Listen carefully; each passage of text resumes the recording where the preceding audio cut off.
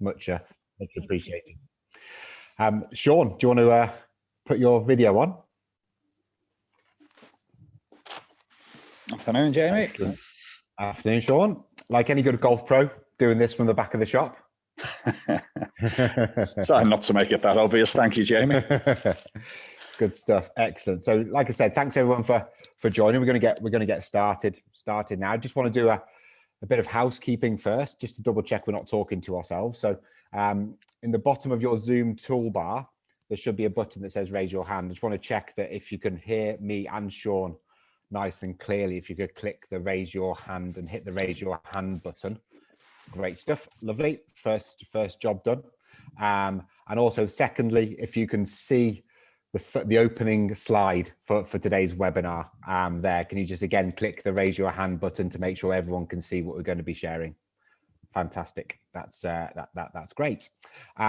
So obviously it's myself. I'm Jamie Carroll, one of the directors here at PlayMoreGolf.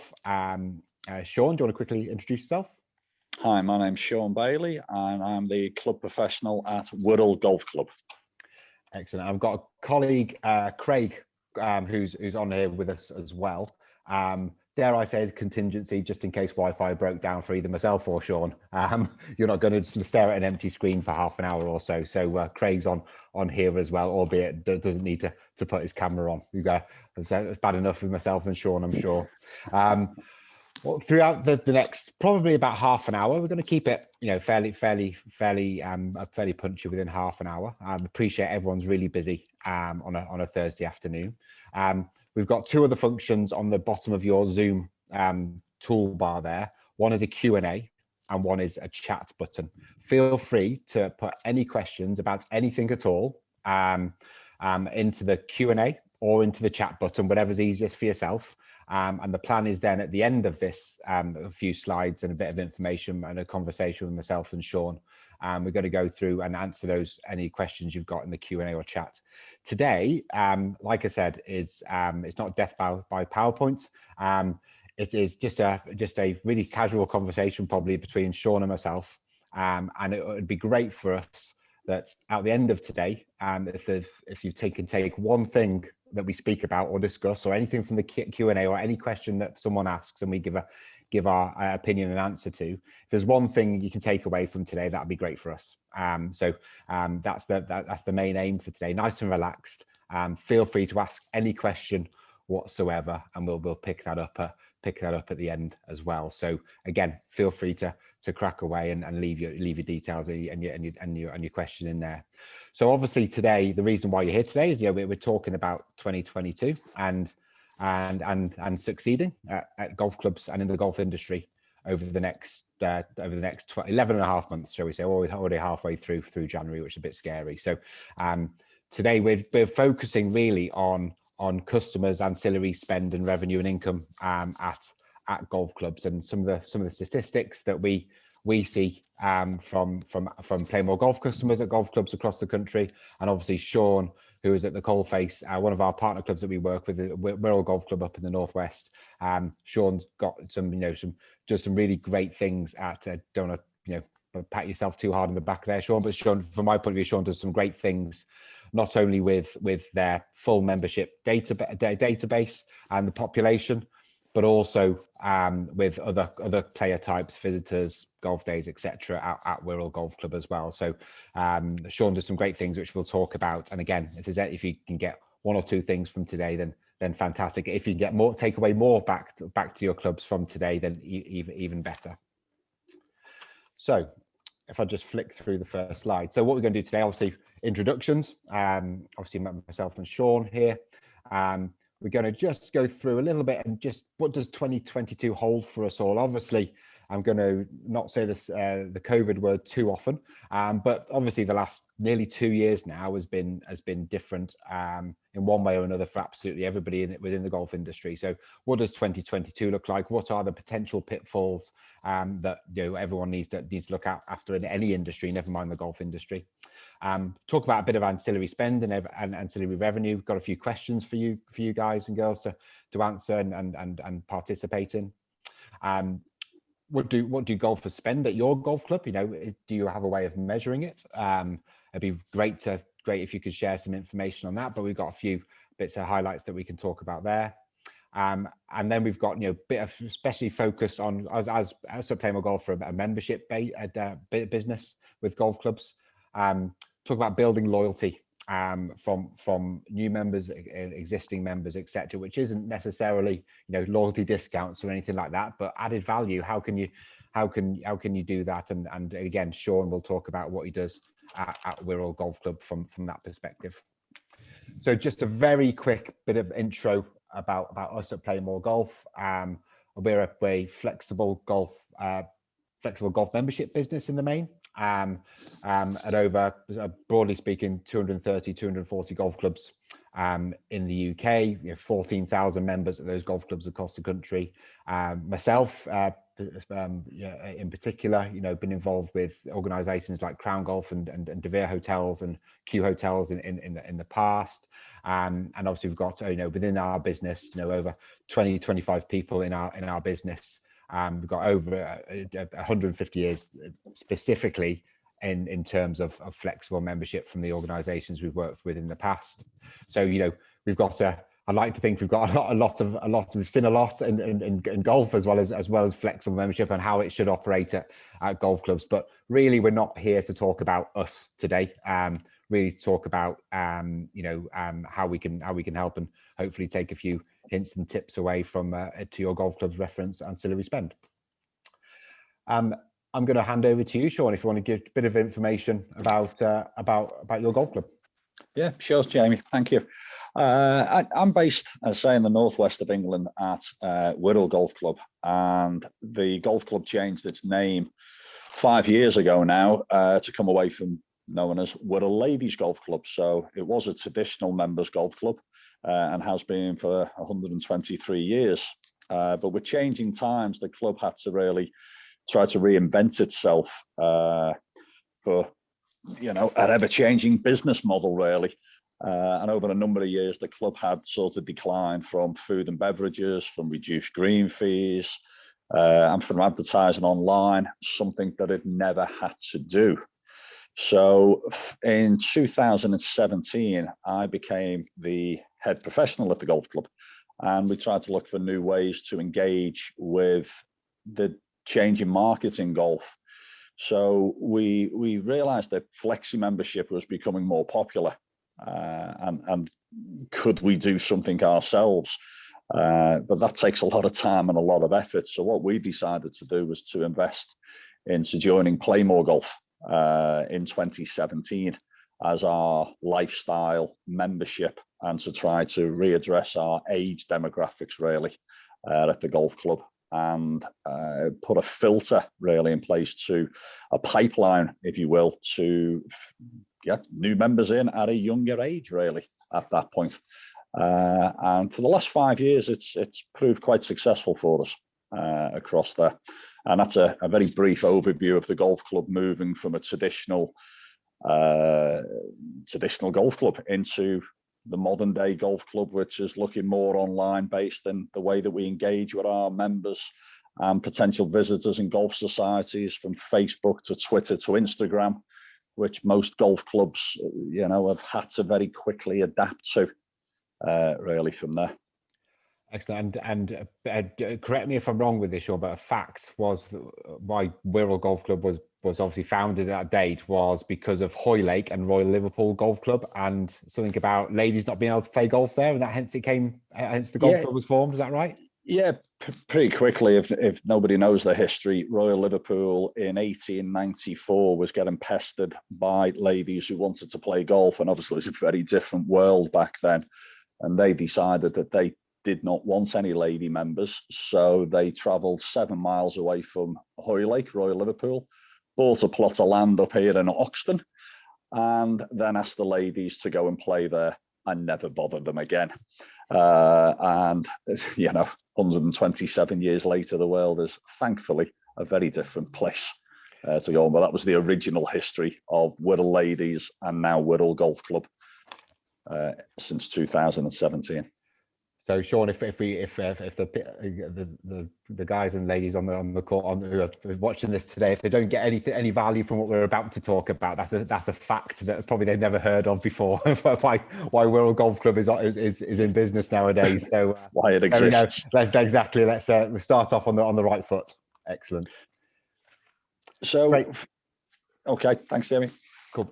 So just a bit of obviously a bit of information. Everyone I'm sure everyone is aware of this, but again, just to open up on what 2022 has in store. So obviously the last couple of years, we know what's happened. Just the economy in general is more uncertain as we head into the year. So, just for everyone around the table, really, to have a think about what the following factors have an impact on golf clubs and golf courses and the industry in the whole this year. What sort of effect is it going to have? So, as we're all aware, the increase of cost of living has increased with the. I think it came out yesterday that inflation has risen to 5.3%, and it's forecasted to hit a 30-year high in April, which is forecasted to go to 6%, which is obviously absolutely crazy. But again, a kind of like a ripple effect from what's happened from the last couple of years with the economy. Allied to that, we've got, unfortunately, a national insurance increase of 1.25% from April, which is due to impact 25 million people. Furlough ended last September as well, and we've certainly started to see with 14,000 PlayMoreGolf members through the middle of last year started to play the same sort of frequency of golf that it was into pre-pandemic levels back in sort of the summer of 2019. And obviously we've come into the off season since then, but that sort of trend has continued. And obviously that's not the same for every type of member, for every type of golfer out there, whether it's visitor, ad hoc green fee payer, or whatever. However, but that's certainly been a trend that we've seen with PlayMoreGolf members slipping back into the once a month pattern versus twice or three times a month pattern versus from going through lockdowns and coming out of lockdowns, etc. So the last thing I want to be is a bit of a doom monger, but at the same time, these are economic factors that are obviously are impacting millions of people across the UK, and that's going to have an impact at any industry at any level, unfortunately. So just again, that is a potential risk for the golf club industry. It's a potential risk for any business across the country at all. But just to make sure that you're prepared and have thought about this, which I'm sure you have for the next 12 months and beyond. But just to have a think about, does this have an impact in your golf club on a day-to-day basis? Are you starting to see that? Feel free to share your thoughts with the chat, etc. But feel free. Just to have a think about it and make sure that you're protected. And at the same time, I've put there, with risk comes opportunity. As with your golf club, are you prepared for all elements of that? So again, it's just something to think about as we obviously come into 2022, and obviously the economic impacts that will be seen across the whole of the country. So if we get into obviously which becomes risk comes an opportunity, and obviously making sure that we're de-risking this year and encouraging all types of golfers at your golf clubs to stay loyal, whether that's a customer, but also to use the offerings and facilities you have and services you have on site to obviously to de-risk commercially that your golf club and revenue. So again, just for everybody around the table, ancillary is a revenue generated from goods or services that differ from or enhance the main services or product lines of a golf club. Again, I'm sure everyone around the table is aware of that, but that can come in the forms of lots of different opportunities. So food and beverage purchases in bars and restaurants, potentially, events and weddings and golf days, etc. But in the main, if you've got a member or a golfer, you want to encourage them to spend some food and beverage, spend some money on food and beverage pre or post round of golf, whether they're playing on their own or with two or three other people as well. So again, if you're joining us today, and you may well be from a resort or a proprietary golf club, you will own your bar and restaurant in the main. If it's a members club, you may own it as a club, as a group of members, or you may well choose to franchise it out. And it's great to see lots of golf clubs that have done really well, obviously off the back of lockdowns, etc., going through the last couple of years, have invested in their food and beverage facilities. And it's great to see that golf clubs have invested in facilities that is going to continue to drive ancillary spend from all of their customer channels in the future. And fair to say, Sean, at Wirral, obviously there's been a fair significant investment in the bar and restaurant over the last 12 months. Yeah, we decided to franchise ours out after a number of years of struggling, many hours that the clubhouse was not being used. And I think there's been a couple of great articles through England Golf, and there's a fantastic one if you can find online, I think, through Golf Shake, about what Royal Norwich Golf Club has also just done, trying to get the non-golfer to use the golf club. So we've opened up our golf club to non-members. We have band evenings on every Saturday, speed quizzes on a Tuesday evening. So the club is busier for more hours, which is a huge positive, because some of them people who come to the club are golfers, or they know somebody who's a golfer. So the society deals that get booked, or the corporate day, it's just an increased opportunity. Like any sales, the more people who see you, the more opportunity you have. Absolutely. And then obviously golfers, members, visitors, non-members, local residents to your golf club, obviously using the skills of your PGA qualified professional at the club as well. And obviously with yourself, Sean, obviously you don't have a driving range at the golf club. Nope. Talk us through how you have adapted for the last 2 or 3 years in terms of encouraging lessons and that sort of secondary spend, ancillary spend from those groups of people. So what I've decided to do, as you can tell, I'm actually sat in the back of my pro shop. You can probably see a load of shafts hung up on the wall, but I built a swing room in the back of the shop. So no longer cancelling lessons or when it's dark or wet outside. But what we try to do is to reach out to new members.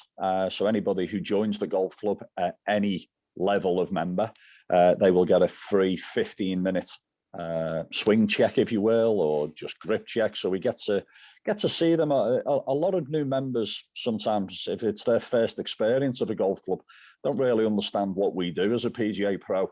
A lot of us just swan around looking like we know what we're doing. So it's sort of very important to get them on board quite early and make them realize what we do, and try and get them opportunities that if they want to buy anything from a new golf club to a new pair of shoes, that they think of us first.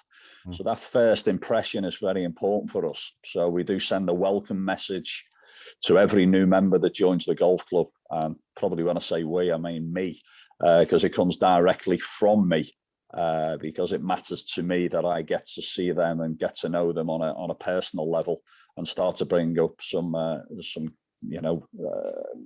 relationship with them from the first opportunity that I get.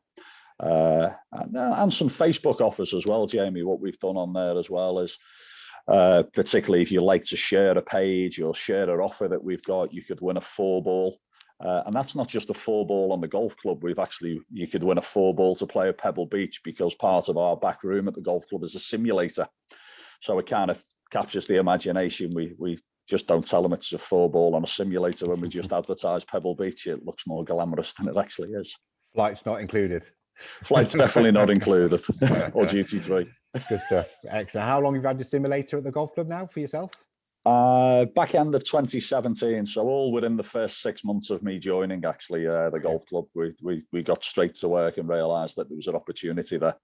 Okay, excellent. And can you do custom fit in this simulator? Yeah, we do. That's all the gear in the background. So we do custom fit, and that's one of our main differentials really between trying to get people to stop buying online, getting them to engage with us and to come into our practice facility and be fitted up for the right equipment, therefore potentially, hopefully enjoying the game more.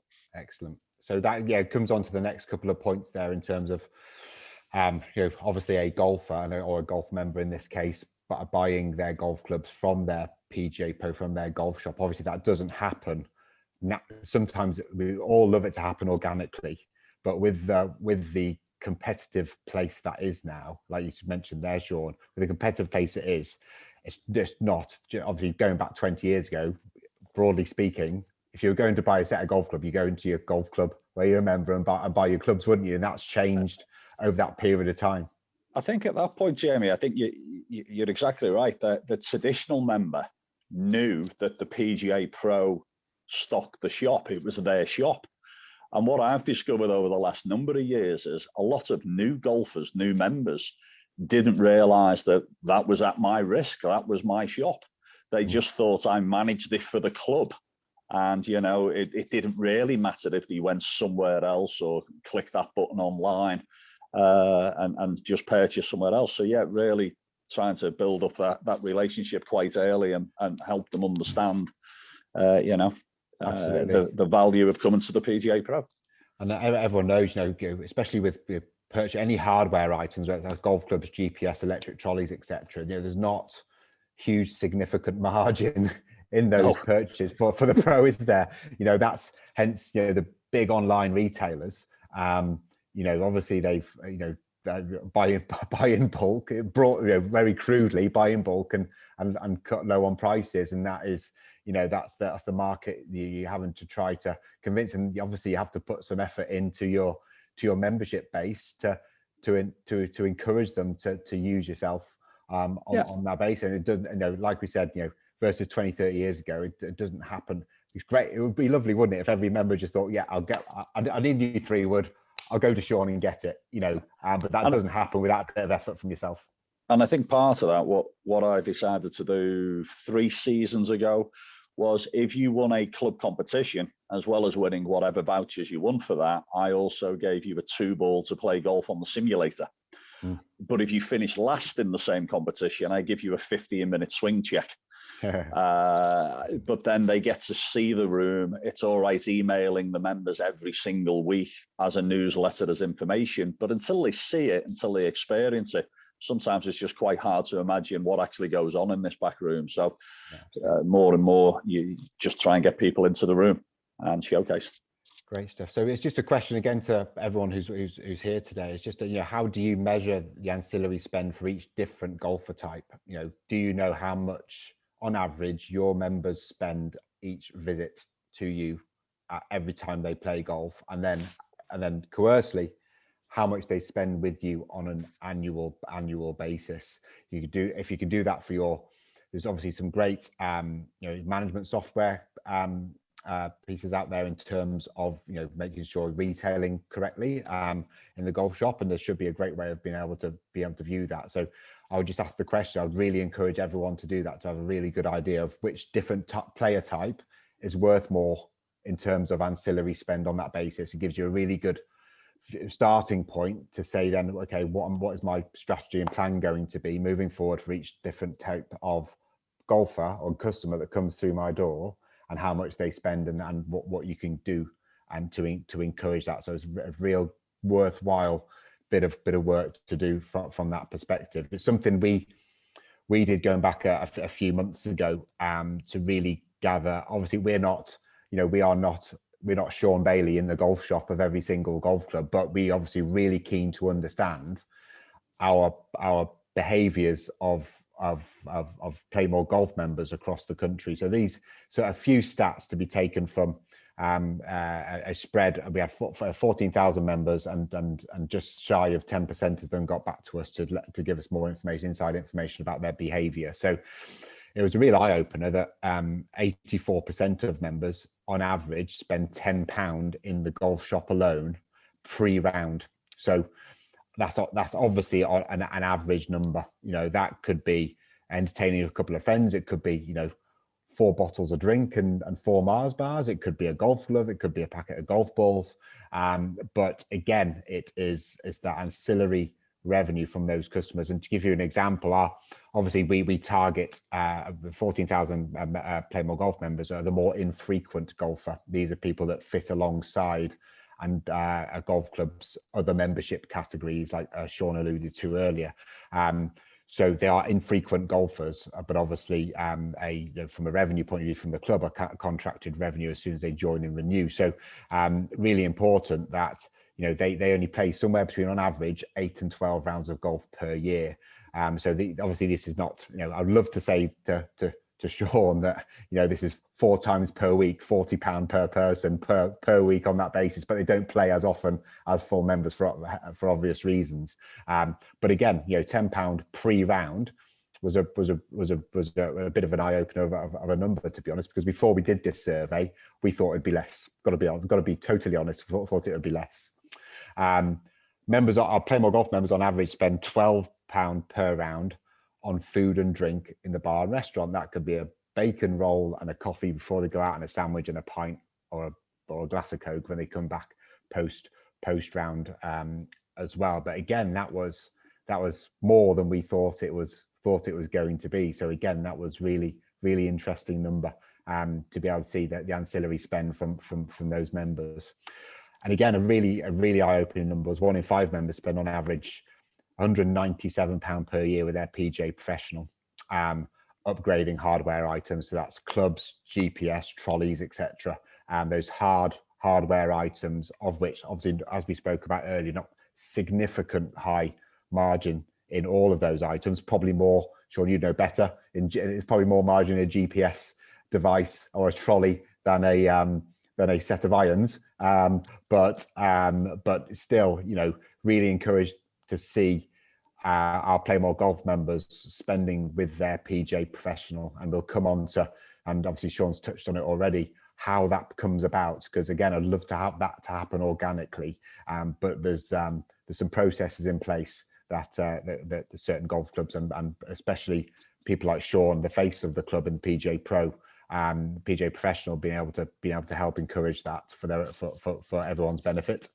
And then from an ancillary spend point of view, those that aren't aware of the PlayMoreGolf model, is that it allows a member to play at other golf clubs using our platform, and that automatically sends revenue for that round of golf to that individual golf club where they go and use it, away from their home club, i.e.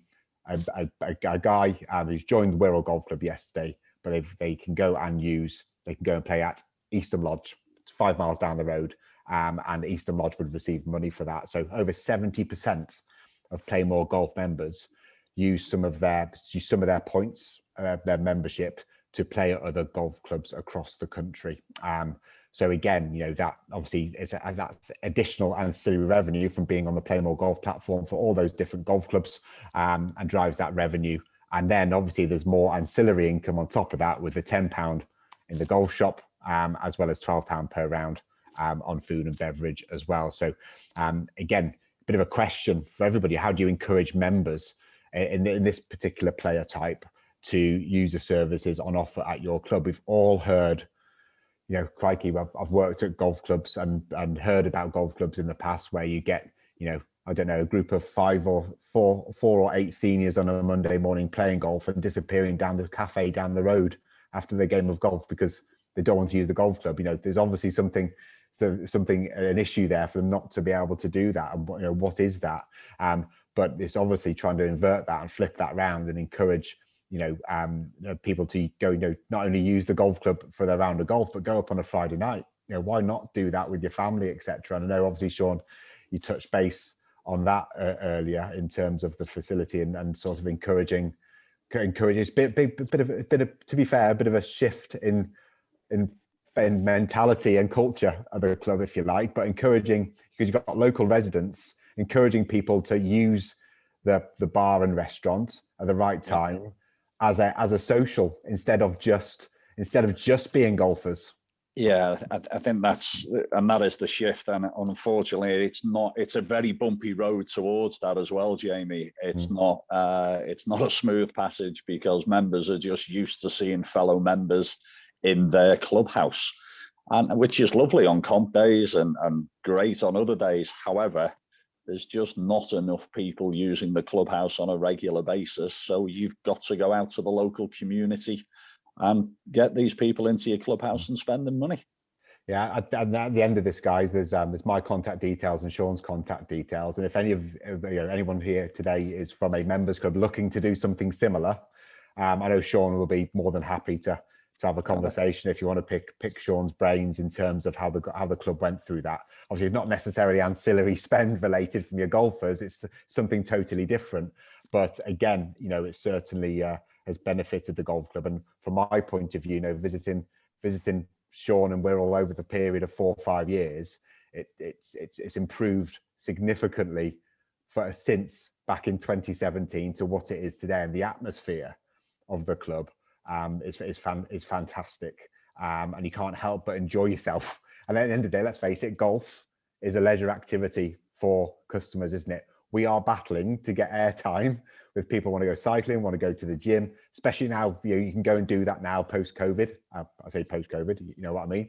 Post-lockdown, we're battling with everybody, battling with the pub.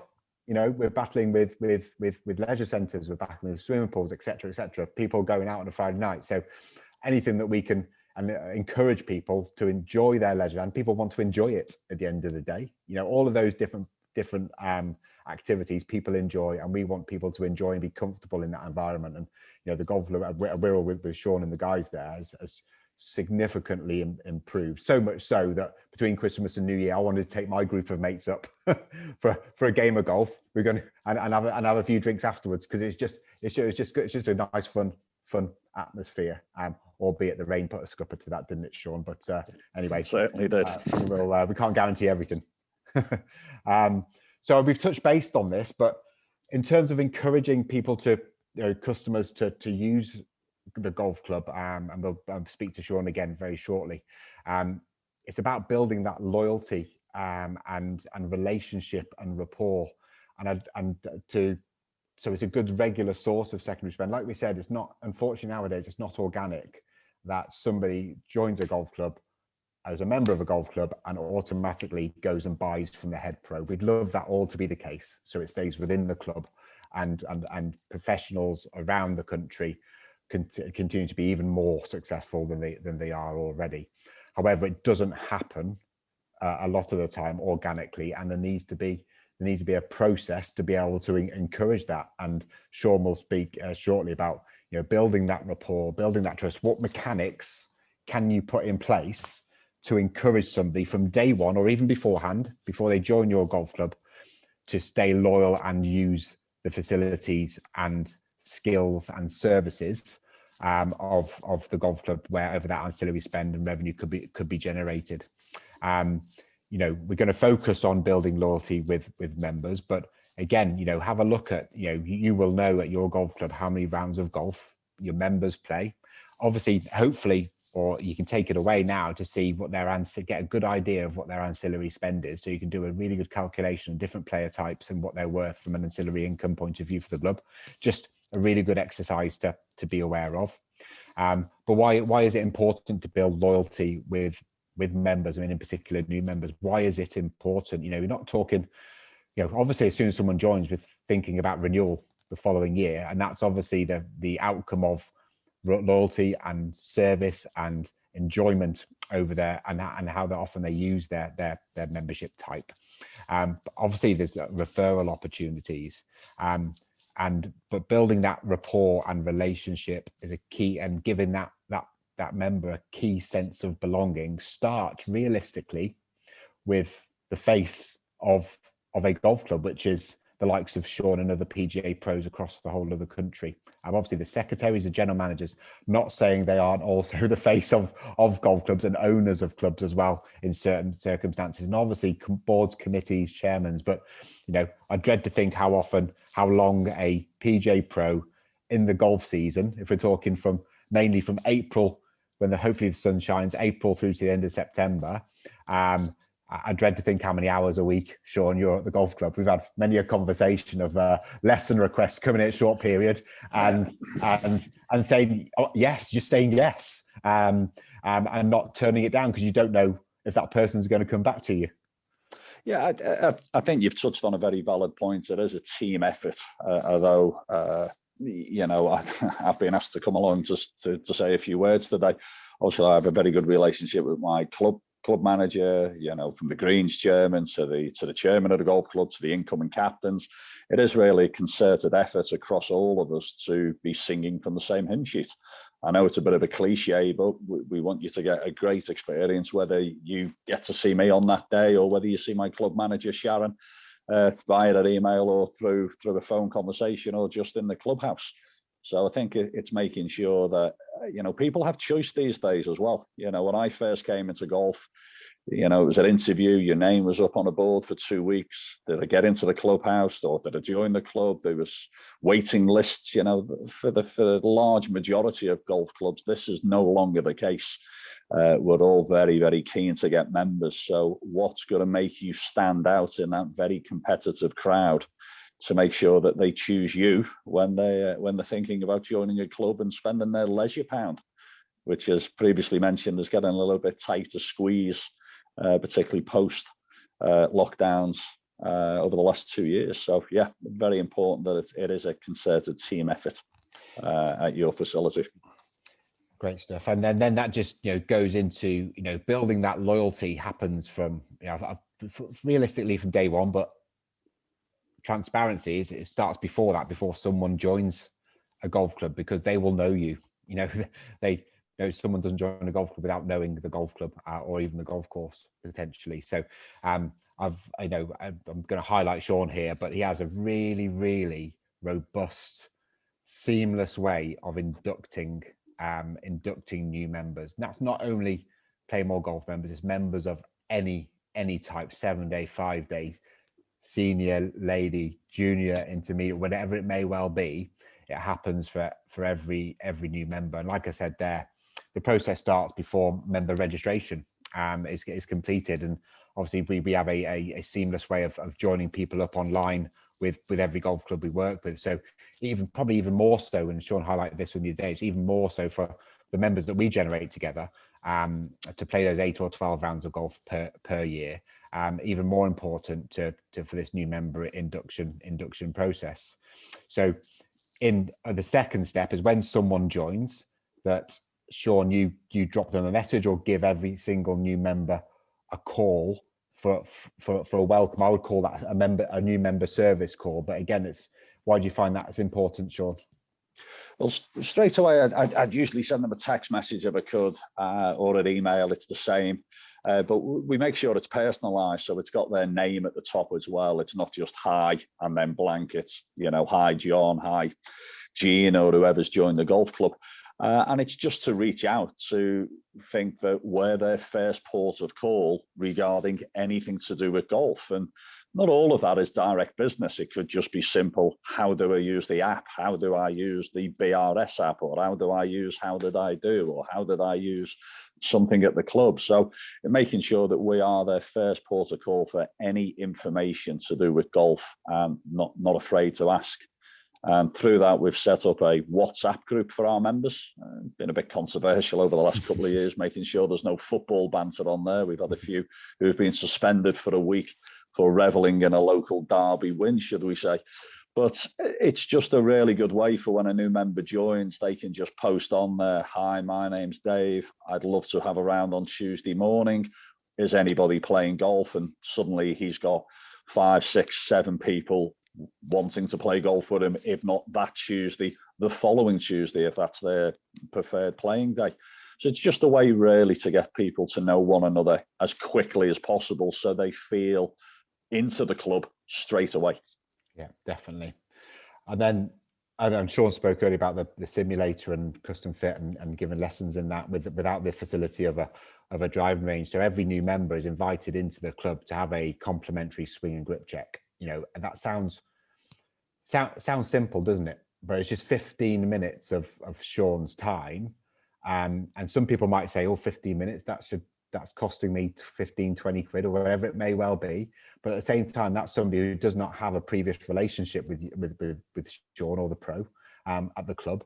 And it's an opportunity to almost showcase your skills, showcase your talents, build trust, build rapport, and by what knowing what Sean and the guys do at the club, and I'm sure people around the table today, some will do the same as well. I'm sure that will be the case, but it really gives any PGA pro an opportunity to generate that trust and that bond and that belonging, to then when someone does need a new 3-wood or does need a new wedge or does need a new putter, they know who they're going to ask first, which is only the opportunity that you can give yourself at that club to be able to drive that ancillary revenue. Again, I'll harp back on about it. We love it to all happen organically, but it's not the case.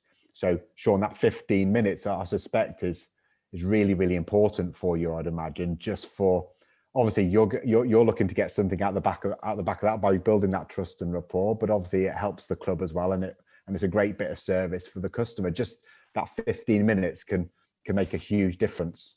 Yeah, obviously we're amongst peers here. We're in the golfing industry. Yeah, so there is the long-term benefit of pure business and pound signs. You know, that's what makes our world go round. Yeah.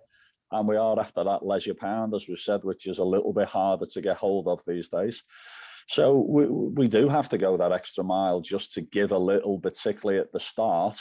And I feel in the long run, you are valued a little bit more because of that as well, that you have reached out to them and made it feel personal. And it is, you know, they are joining your golf club. They had a choice to do that. So it does work in the long run. And like some of us this time of the year, you know, dare we say we've joined the odd health club or gym recently, coming through the new year. Hopefully some of us are still going every now and again as well, on the 20th of January.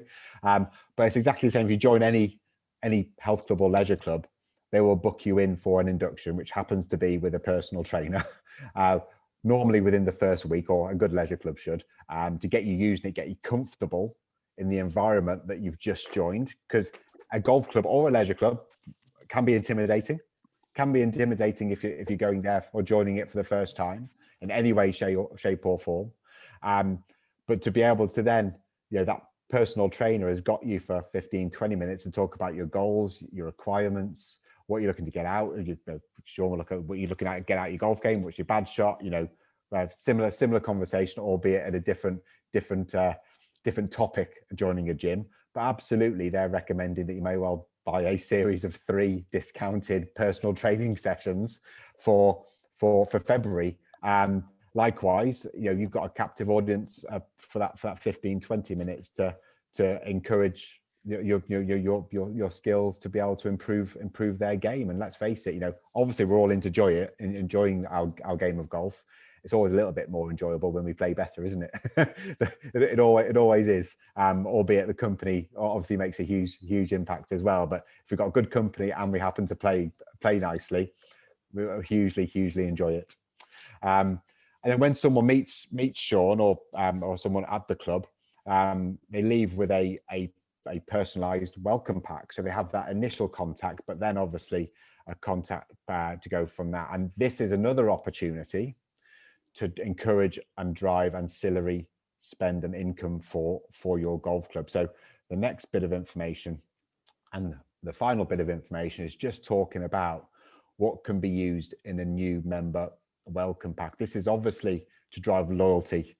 You can use this across the board. And again, there'll be people around the table that use this, which is fantastic. But obviously you can use it as a welcome gift to a new member. You can use it as an incentive for somebody to renew.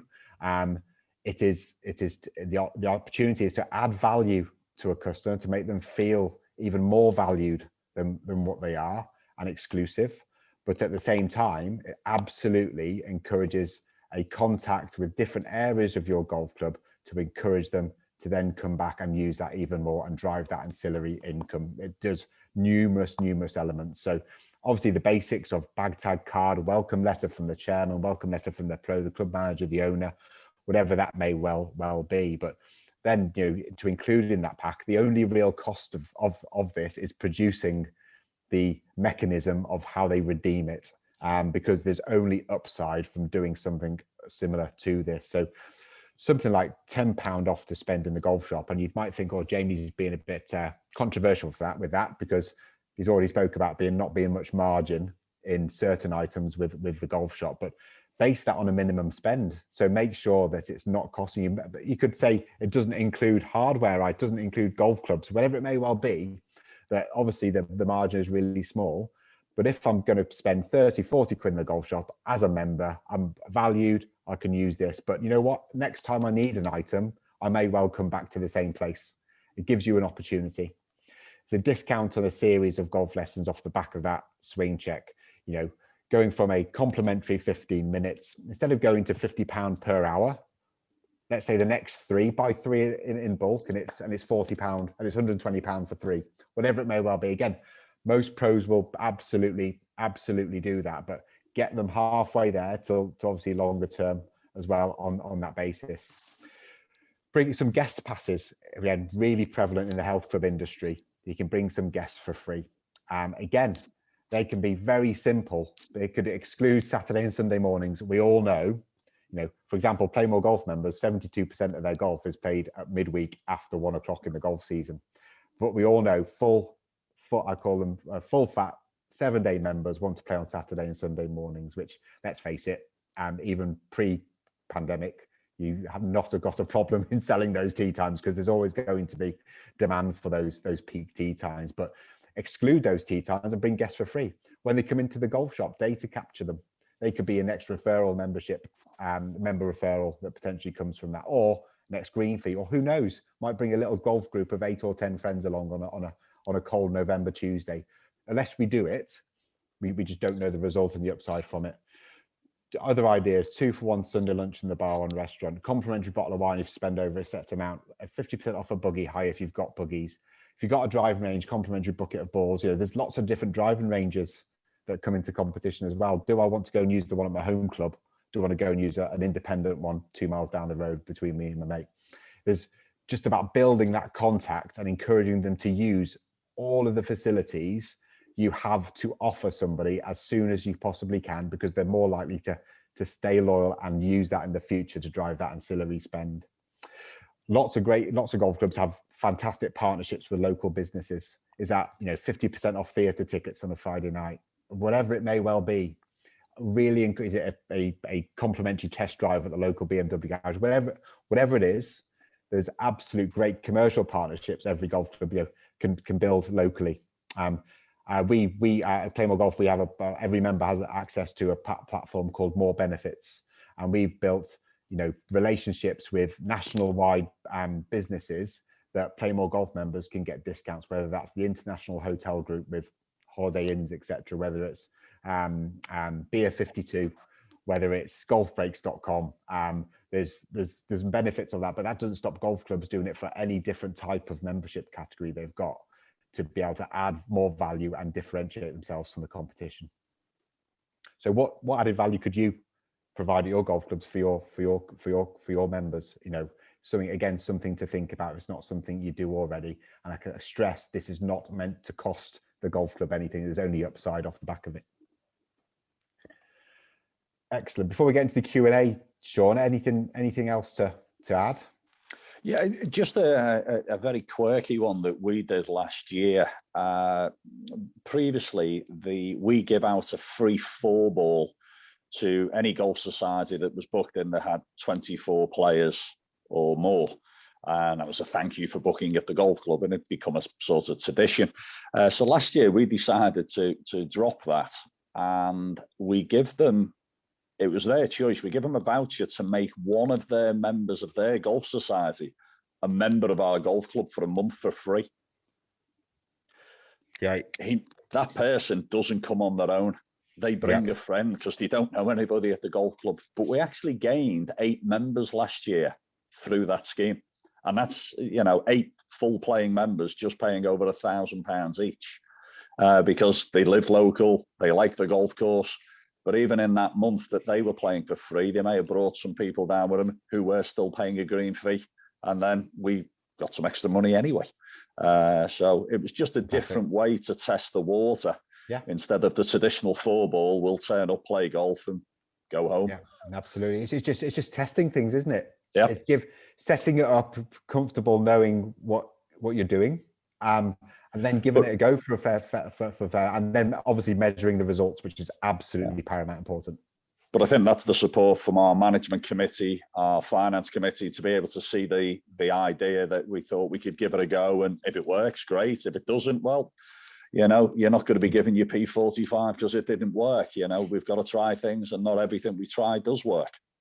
Absolutely. Absolutely. And that's really important, isn't it? You know, we would love to guarantee everything that works 100% of the time, but everyone's made mistakes in the past.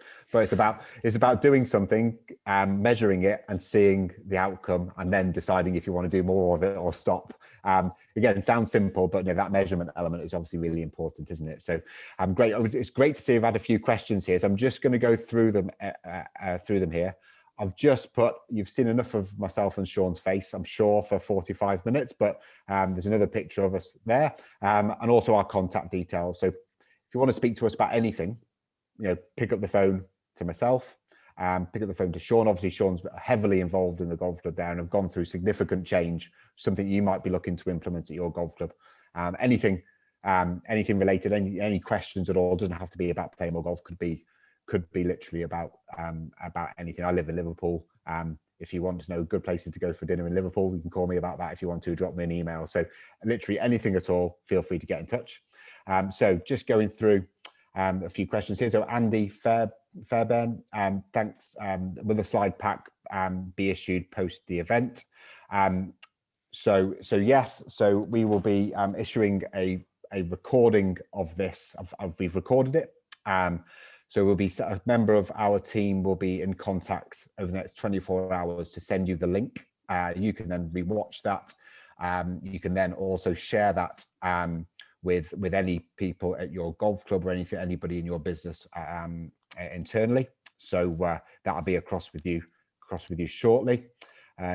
James Darby, so great, from Alberta in Canada. Thanks for joining us, James. So yeah, we'll be looking to expand our services overboard in the future. That's certainly something on the agenda for the future, and we can get in touch with you to talk about that. So Ian A, again asking about in countries like the US. So again, Ian, if you are from the US, happy to have a conversation with you. Somebody who's anonymous, happy to learn more. Don't know who that is, but thank you very much. Obviously, Ian has got another couple of questions as well. So thank you very much, Ian. Let me just check the live chat as well. I